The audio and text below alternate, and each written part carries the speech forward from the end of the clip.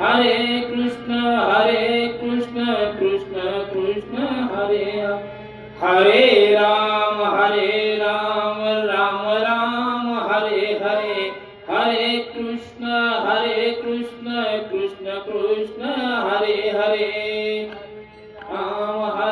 राम राम हरे हरे हरे कृष्ण कृष्ण कृष्ण हरे हरे हरे राम राम राम हरे हरे हरे कृष्ण कृष्ण कृष्ण हरे हरे हरे राम राम हरे हरे हरे कृष्ण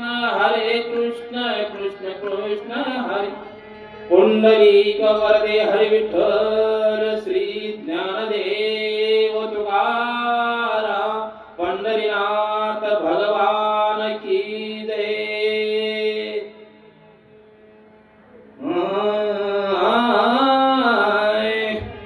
ओम श्री गणेशाय नमः श्री रामचंद्राय नमः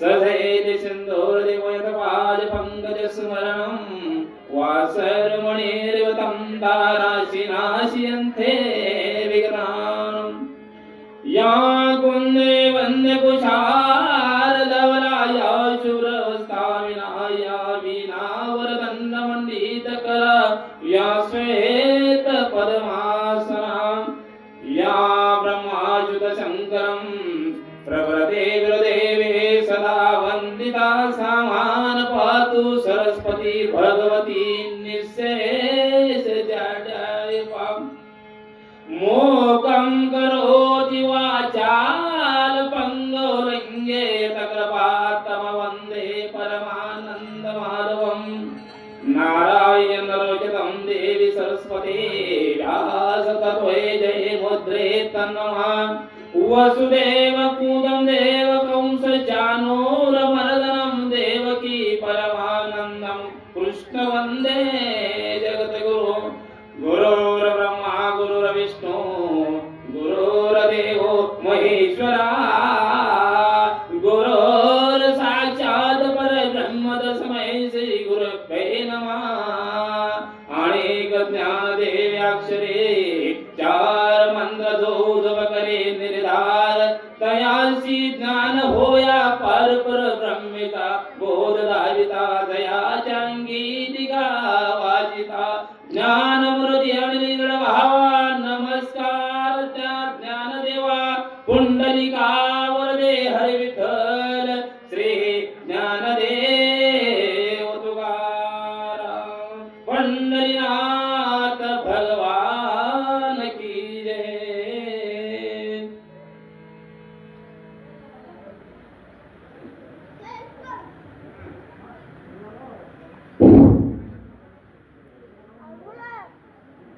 आज पुण्य आणि पावन भूमीमध्ये गुंजेची नागरा या गावी प्रवचनाचा आज सहावा दिवस। या 6व्या दिवसाची जी काही सेवा आहे ती सेवा आमच्या सानिध्यात अखंड राहणारे ज्यांचा वरदहस्त माझ्या मस्तकावर कायम असणारे माझे गुरुवर्य आणि या महाराष्ट्राचे प्रसिद्ध अशा प्रकारचे रामायण वाचन करणारे हरिभक्त परायण शिवाजीराव महाराज गावकरे आणि तसेच माझे दुसरे सहकारी हरिभक्त परायण वामन महाराज यांनी आज आग्रह केला। अचानक बरं का, मी बँकेत होतो अष्टाकासाला, ते अचानक फोन आला आणि महाराज आज सेवा करण्यासाठी आलंच पाहिजे। मग या सेवेला काय गदा फेक आमंत्रण म्हणायचं महाराज, गदा फेक। पाची पांडवांनी हस्तिनापुराच्या ठिकाणी जेवण कार्यक्रम ठेवला महाराज आणि धर्मराजाने सांगितलं जेव्हा अरे आपल्या भगवंताला जेवू वाटल्याशिवाय आपण जेवायचं नाही। आपल्याशिवाय जेवायचं नाही आणि द्वारकेच्या ठिकाणी जाऊन भगवंताला बोलावून घेऊन ये म्हणून धर्मराजानं भीमाला सांगितलं. महाराज भीमानं बाहेर आलं, गदा फेकली महाराज, आकाश मार्गाच्या ठिकाणी गदा गेली आणि अर्जुन आणि धर्मराजा बघू लागले, अरे असं असं काय नाही म्हणले, जोपर्यंत गदा खाली येणार नाही तोपर्यंत मला भगवंत हस्तिनापुराच्या ठिकाणी आला पाहिजे एवढा भाव भीमाच्या अंतःकरणाच्या ठिकाणी होता. तसा भाव, श्रद्धा, निष्ठा माझ्या गुरुवर्यांचा माझ्यावरती झाला. हात मारले महाराज, एकच फोन केले, ताबडतोब मी येणार. महाराज माझ्याजवळ कसलाही काही कार्यक्रम असू द्या, मी कुठेही जाऊ द्या, परंतु तुमच्या शब्दाला किंमत देणार आहे, शिष्याचं कर्तव्य. म्हणून आज यांच्या कृपा आशीर्वादानं आणि गावच्या पंच कमिटीच्या आशीर्वादानं आजच्या ज्ञान यज्ञाच्या कार्यक्रमातील 6वी जी काही सेवा आहे ती सेवा मला दिल्याबद्दल खरंच मी सर्वांचे आभार मानतो, शतशः आभार मानतो आणि प्रत्यक्षात प्रवचनाला सुरुवात करतो. या ठिकाणी ज्ञानेश्वरी अध्यायातील 6वा अध्याय ओवी क्रमांक 102 प्रवचनासाठी मी निवडलेली आहे. त्यात ज्ञानेश्वर महाराज काय म्हणतात, जयाचे नाव तीर्थ राव, दर्शनी प्रसिद्धीची ठाव, जयाचनी संगे ब्रह्म भाव भ्रांतासी. आता प्रवचन करत असताना प्रवचनकारांनी 1 ते 18 अध्याय जरी कुठलाही अध्याय निवडला, कुठलीही भूमी जर निवडली तर प्रत्येक अध्यायामध्ये ज्ञानेश्वर महाराजांनी योग सांगितलेत. महाराज योग, कर्मयोग, धर्मयोग, आत्मसंयोग योग, ज्ञानयोग, असे प्रत्येक अध्यायाला योग सांगितले. सुरुवातीला अर्जुनाला गीता सांगितली महाराज, कर्तव्य सांगितलं पहिल्या अध्यायामध्ये आणि 18व्या अध्यायामध्ये मोक्षाची पायरी खुली करून दिली भगवंताने. खरंय का महाराज?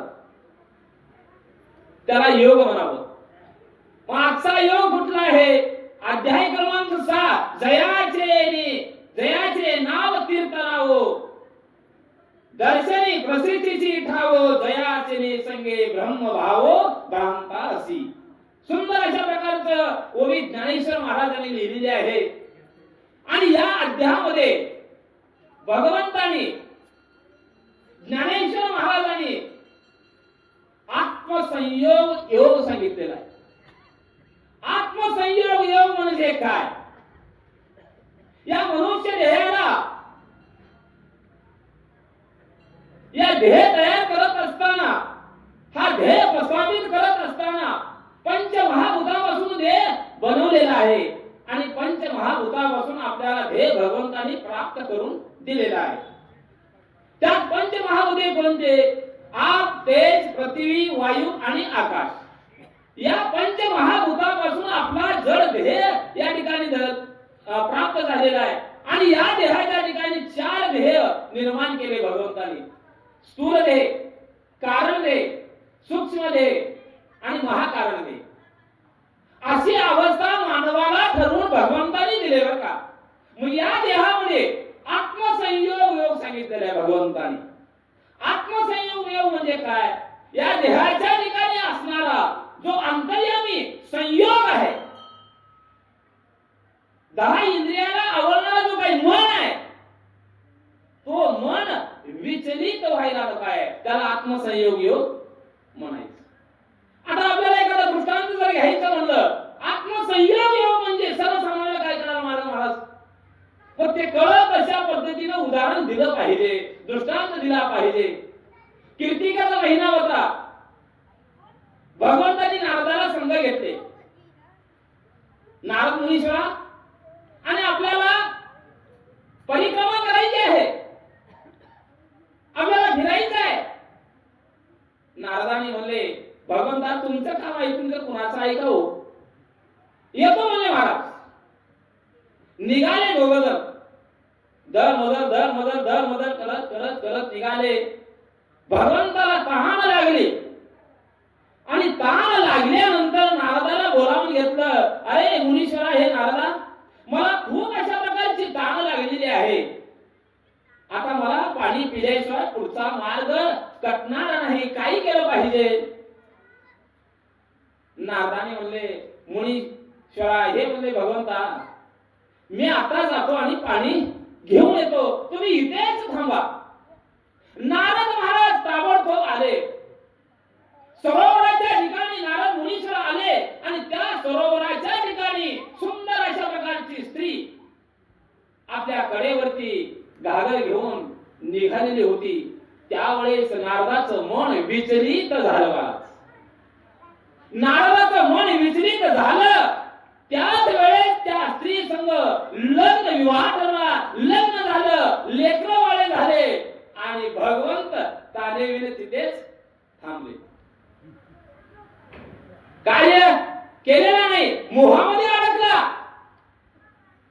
स्त्री मायामध्ये जंजाळामध्ये अडकला आणि भगवंताला पाणी नेण्याचं विसरून गेला महाराज. पुन्हा काही वेळानंतर, काही काळानंतर 10-20 वर्ष गेले. त्यावेळेस नारदाच्या घरामध्ये कलह निर्माण झाला आणि कलह निर्माण झाल्यानंतर त्यावेळेस देवाची आठवण झाली.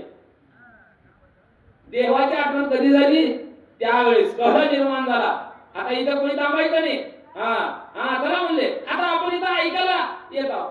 कशासाठी येता महाराज? खरं तर परमार्थ तरुण वयात करा. मी वयाच्या 13 वर्षी परमार्थामध्ये बोलला महाराज. आणि पुढे चालून देवासारख्या माणसाच्या सानिध्यामध्ये मला योग आला फिरण्याचा. आज आम्ही नांदेड, अख्खं महाराष्ट्र दोघं फिरतो. आम्ही प्रवचक आहे आणि वाचक आहे. कारण तरुण वयात परमार्थ केलं तर त्याला परमार्थाची प्राप्ती होते, सुख लागतं आणि वाम मार्गाला जाण्याचं जे काय आहे ते टळलं जातं. आता म्हातार झाल्यावर देवळात येऊन काय उपयोग आहे महाराज? का म्हणजे बायका, सुना, लेकरं, नातवंड बसून देत नाही म्हणून कथा ऐकायला येतात, परंतु खरं खरं येतो का? येतच नाही. म्हणून परमार्थ करावं तर तरुण वयात करावं, तरच ते खरं आहे. नारदाला आठवण झाली भगवंताला पाणी न्यायचं.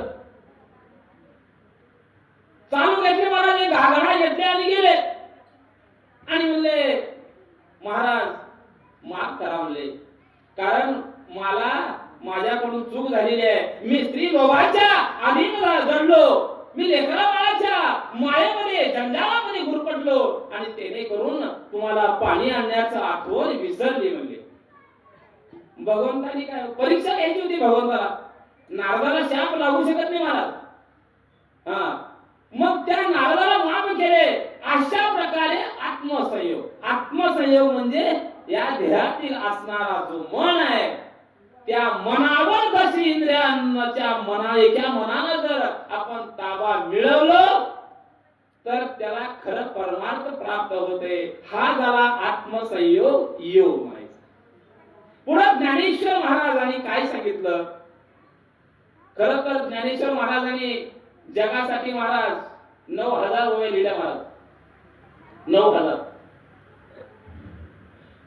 महावैष्णवाचा जो काही अवतार आहे तो माझा ज्ञानेश्वर आहे. महाविष्णूचा अवतार ज्ञानेश्वर आहे आणि भानुदासाच्या कुळी एकनाथ महाराजांचा जन्म आहे. म्हणून एकमेकाची स्तुती करण्याचा अधिकार नाथबाबाला आणि ज्ञानेश्वर माऊलीला झालेला होता महाराज. 750 वर्षापूर्वी ज्ञानेश्वर महाराजांनी समाधी घेतली. कोणाच्या स्वप्नात आला होता महाराज? कोणाच्या आलता का ज्ञानेश्वर महाराज? नाथबाबांच्या, पैठणच्या नाथबाबांच्या स्वप्नात जाऊन सांगितले, मी या ठिकाणी आहे, या ठिकाणी ये. म्हणून एकमेकाचा अधिकार प्राप्त झालेला होता. ज्ञानेश्वरी पारायण कशासाठी करायचं? आज आपण ज्ञानेश्वर महाराजांनी काय केले? जगाच्या कल्याणा संतांची विभूती आणि ध्येय कष्टविधी परोपकारी. ज्ञानेश्वर महाराजाला जर घ्यायचं जर झालं असतं समाधी घ्यायची गरज नव्हती. करोडो रुपये कमविले असते, मजल्यावर मजले माळे बांधले असते, परंतु त्यांनी तसे केलेलं नाही. समाजासाठी संसार केला. कुणासाठी संसार केला? या समाजासाठी अवघाती संसार सुखाचा करीन आणि त्रिलोक्याच्या ठिकाणी माझं नाव होईल. ज्ञानेश्वर महाराजांनी संसार जनतेचा केला. ज्ञानेश्वर महाराजांनी या जगाचा प्रपंच केला. म्हणून 9000 ओव्या ज्ञानेश्वर महाराजांनी लिहून ठेवले महाराज. आणि ज्ञानेश्वर महाराजांनी काय सांगितलं?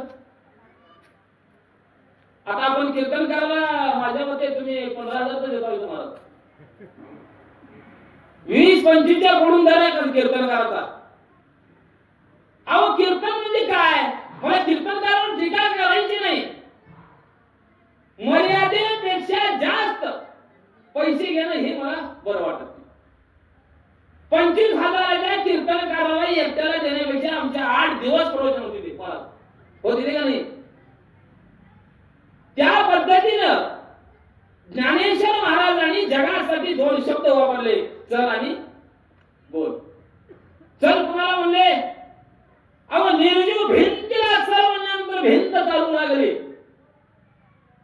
बोल म्हणल्यानंतर रेड्यामुखी शब्द वेद बोलू लागला महाराज. रेडा वेद बोलू लागला. काय सामर्थ्य मौलीच्या अंतःकरणाच्या ठिकाणी. म्हणून जगाच्या संसारा कल्याणा संतांची विभूती देह कष्टविधी परोपकारी. भगवंत आणि ज्ञानेश्वर महाराजांनी फक्त जगासाठी संसार केले. जगासाठीच त्याने देहार्पण केलं महाराज. परवा मी नांदेड भागात गेलो महाराज, प्रवचन होतं असं. एका आईला बोलावून घेतलं. पुन्हा तिथं 2 माणसं होते, माळकरी बरं, वारकरी होते महाराज. चांगले वारकरी बरं का, चांगलं गंध वगैरे टिपिऱ्या माळ. वारकऱ्याला बोलून घेतलं, ओ मामा इकडे म्हणून. काय हो महाराज घाबरले होते ना. महाराज मला काय बोलले ते प्रवचन चालत असताना काय बोलावले? तर महाराज ज्ञानेश्वरी पारायण तुम्ही का करता म्हणून विचारलो. ज्ञानेश्वरी पारायण तुम्ही का बर करता म्हणून त्या वारकऱ्याने उत्तर दिलं महाराज. महाराज म्हणले आमच्या गावची परंपरा आहे म्हणून पारायण करता म्हणले. आता 36 वर्ष आहे का तुमचं? आठवा आहे का? हा, तिथं 36 होता. नाही म्हणले मला आमच्या गावची परंपरा आहे म्हणून आम्ही पारायण करता म्हणले. मला समर्थ अशा प्रकारचं उत्तर मिळालेलं नाही महाराज. दुसऱ्या वारकऱ्याला बोलावून घेतलं, ओ बाबा इकडे आले त्यांनी आणि पारायण कावर करता महाराज. तुम्हाला कळत नाही म्हणले, तुम्ही एवढं प्रवचन करत घेता पण तुम्हाला कळत नाही म्हणलं मला. अहो सांगा म्हणून, कळत नाही म्हणून तर विचारला की म्हणून सांगा म्हणलो. हो का महाराज, आमच्या पंचक्रोशीत पारायण प्रत्येक गावात आहेत म्हणून आम्ही प्रवचन करतो. आलं का लक्षात महाराज? पंचक्रोशी मध्ये अखंड हरिनाम सप्ताह चालतो, ज्ञानेश्वरी पारायण चालतो. त्यांचं बघून आम्ही पारायण करतो. बापरे म्हणलं. एक आजीमाईला बोलावून घेतलं. आजीमाई इकडे म्हणले. आजीमाई काठी टेकवत आली आणि मुलं आजीला विचारलं आपण पारायण आपल्या गावात का बर करता? येडाव का महाराज म्हणले. हो का माझ्या लेकराचं माझ्या पोराचं लग्न होऊन 36 वर्ष झाले म्हणले. किती वर्ष? 36 वर्ष. 36 वर्षापासून 2 टाइम जेवण 1 टाइम नाश्ता कधीच मिळाला नाही म्हणली बाईनं. आणि ज्या वेळेस ज्ञानेश्वरी पारायण अखंड ज्ञान यज्ञाचा कार्यक्रम चालू झाला त्यावेळेस 1 टाइम नाश्ता आणि 2 टाइम जेवण होते. म्हणून ज्ञानेश्वरी पारायण करता. डोकं बंद झालं महाराज माझं. खरं ज्ञानेश्वरी पारायण काय करायचं? आमची गावची परंपरा आहे म्हणून पारायण करायचं. पंचक्रोशीत पारायण चालतंय म्हणून पारायण करायचं नाही. घरात सुनबाई 2 टाइम जेवण 1 टाइम नाश्ता देत नाही म्हणून पारायण करायचं. तसं नाही महाराज. कुरुक्षेत्राच्या ठिकाणी ज्या वेळेस धर्म आणि अधर्माचं युद्ध झालं कुरुक्षेत्राच्या ठिकाणी अर्जुनानं सांगितलं, भगवंता अरे माझा रथ मधोमध ने म्हणला, दोन्ही सैन्याच्या मधोमध ने म्हणला. लागलीच भगवंताने आपला रथ महाराज मधोमध नेले. त्यावेळेस अर्जुनाने नजर टाकली कुरुक्षेत्राच्या ठिकाणी. सगळं आपले दिसू लागले. ज्यांनी मायेचा ओलावा दिला, ज्यांनी शस्त्र अस्त्र चालवायला शिकवलं, ज्यानं तळ हाताच्या घोडासारखं जपलं, त्यांना मारायचं. अर्जुनाच्या हातातलं गांड धनुष्य खाली गळून पडला, रथाच्या खाली पडले, उतरले आणि देवाला विनंती केली, देवा नाही म्हणले, आणि माझ्या आपताना मारून हस्तिनापुराचं राज वैभव भोगायचं हे शक्य नाही म्हणले. मग त्यावेळेस भगवंताने अर्जुनाला गीता सांगितली. लक्षात येते का महाराज? भगवंताला अर्जुनाला गीता सांगितली त्यावेळेस. आणि गीता सांगत असताना गीता कुणी ऐकलं? गीता कुणी ऐकलं? अर्जुना व्यतिरिक्त 3 माणसांनी ऐकले. एक संजय आणि दुसरा अंजनी पुत्र हनुमंत, ज्या रथाच्या ध्वजावरी तो विराजमान झालेला होता, तो अंजनी पुत्र हनुमंतरायाला ऐकलं महाराज. आणि हनुमंताला एक सवय होती की म्हणलं, ज्या वेळेस प्रभू रामचंद्राची सेवा करण्यासाठी घरून निघायचा, त्यावेळेस अंजनी मातेचं दर्शन घेतल्याशिवाय बाहेर जायचाच नाही. परंतु कुरुक्षेत्राच्या ठिकाणी ज्या वेळेस गीता भगवंताने अर्जुनाला सांगितली, ती गीता सांगत असताना आईच्या पाया पडण्याचं हनुमंतानं विसरलं आणि गीता ऐकतच राहिला महाराज. आणि गीता सांगितल्यानंतर अर्जुन युद्धाला तयार झाला. हनुमंताच्या डोक्यामध्ये प्रवेश पडला आणि मला माझ्या हातून महान चूक झालेली आहे, काय करावं? माझ्या आईचं दर्शन घेतल्याशिवाय मी बाहेर पडू शकत नाही. परंतु अर्जुनाला गीता सांगत असताना रममाण झालो, एकाग्र चित्त निर्माण झालं आणि गीता ऐकतच बसलो. आणि त्या गीता ऐकत असताना आईच्या पाया पडण्याचं विसरून गेलो आणि हनुमंताला जाग निर्माण झाली आणि ताबडतोब अंजनी मातेच्या जवळ गेले. आई आई आई, माझ्याकडून चूक झालेली आहे, मला माफ कर. अंजनीला नवल वाटलं, अरे हनुमंता काय चूक झालेली आहे, काय चूक झालेली आहे? नाही आई म्हणले, अगं आई, मी रामाची सेवा करण्यासाठी ध्येय जिजू लागलेला आहे. रामाची ज्या वेळेस सेवा करत असताना त्यावेळेस तुझ्या दर्शन घेतल्याशिवाय मी घराच्या बाहेर पडू शकत नव्हतो, परंतु आज पाया पडलेले नाही आई, म्हणून मला माफ कर. अंजनी मातेनं ऐकलं, बाळा, अरे बाळा, पाया पडायचं विसरून गेलास चालेल, अरे पाया उद्या पडलं तरी चालेल, परंतु अरे भगवंताने गीता सांगितली, गीता तू ऐकलं म्हणजे पाया पडण्यापेक्षाही गीता महत्वाची आहे, तुला मी माफ केले म्हणले. परंतु माझी एक आट आहे म्हणजे अंजनी मातेनं, बोल आई, बोल माते, काय काय नाही म्हणले. भगवंताने कुरुक्षेत्राच्या ठिकाणी जी गीता सांगितली, ती गीता मला ऐकायची आहे आणि ती गीता मला तू सांग म्हणले. हनुमंताने म्हणले, आई मला माफ कर म्हणले. भगवंताने गीता सांगितली मान्य आहे, परंतु ती गीता मला सांगता येणार नाही. काय सांगता येणार नाही? गीता मला सांगता येणार नाही. त्यावेळेस अंजनी मातेनं हनुमंतरायाला विचारलं, हनुमंता बाळा, तुझ्या संग आणि कोण होते ऐकणारे? तर अर्जुनाला गीता सांगितली महाराज. आणि अर्जुनाला आण म्हणली अंजनी मातेनं. हनुमंतानं उड्डाण केलं महाराज, कुरुक्षेत्राच्या ठिकाणी आले आणि अर्जुनाला सांगितलं, अर्जुना, अरे जी अर्जुना तुला गीता भगवंताने सांगितली, ती गीता माझ्या आईला ऐकायची आहे आणि तू आताच्या आता माझ्या आई जवळ चल म्हणले. त्यावेळेस अर्जुनानं सांगितलं, येडायच का शहाणायच म्हणले, अरे मला हस्तिनापुराचं सुईच्या टोकावर बसायला एवढी जमीन मला त्या ठिकाणी द्यायला तयार नाही. आणि युद्ध आता खेळाच्या आत सुरुवात होणार आहे. आणि आता तू अंजनी मातेकडे चल म्हणतोस? नाही म्हणले, आता ते शक्य नाही. कारण भगवंताने मला गीता सांगितली, माझं ज्ञान मला कळालं, माझी वैरी काय आहे ते मला कळालं. आता मी येणार नाही. येणार नाही म्हणल्या तळ पायाची आग मस्तकाला गेले हनुमंताचे महाराज. रथा सहित महाराज उचलले, भगवंताला खाली कुंडत्राच्या ठिकाणी ठेवलं. आकाश मार्गाच्या ठिकाणी गेले आणि अंजनी मातेसमोर नेऊन अर्जुनाला उभा केले.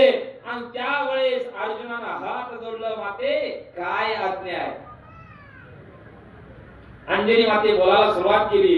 अर्जुना, अरे कुरुक्षेत्राच्या ठिकाणी जी भगवंताने गीता तुला सांगितली ती गीता मला ऐकायची आहे.